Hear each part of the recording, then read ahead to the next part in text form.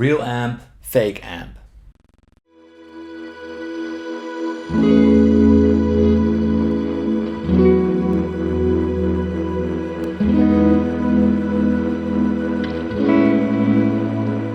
Hi, this setup is quite interesting. What I've got here is a Kemper Profiling amp and a Tone King Imperial.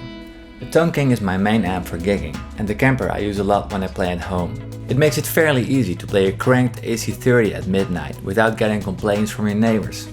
This little device is capable of the so-called profiling of an amp, and that's what I'm gonna do. It will send signals into that amp and records what it gets back, and sort of imitating the response from that amp. So it will behave the same when I put my guitar into that one. And if that process is done, I'm gonna make an A/B comparison between the two to see if you can hear the difference. And if so, which one you like better. So let's start. This is the manual.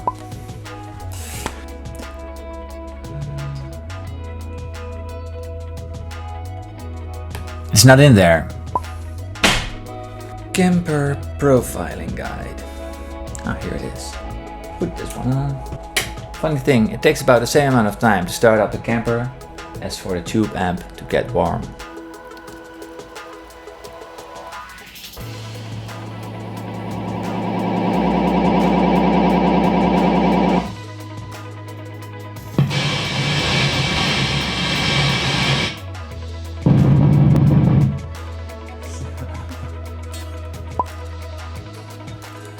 So the profile has been made on the Kemper, now it's time for some testing.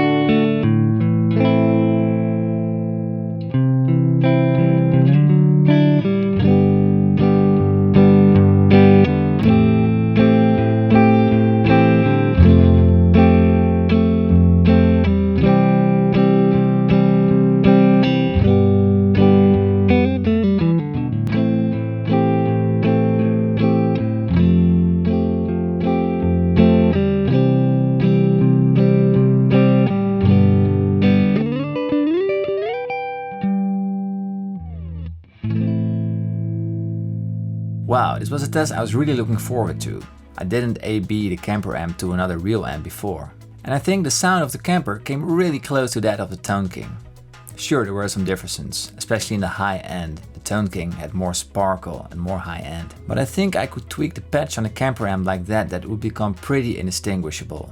Or even better. Of course, those were all clean sounds, which is a sound I seldomly use. Playing live, most of the time I put a booster in front of the amp to make it saturate just a little bit. For crunch and lead sounds I use pedals, so why didn't I use the pedals for a test? Well, if I've got the choice to put a pedal in front of the clean Kemper amp, or just select an amp which is already overdriven, the choice is pretty straightforward.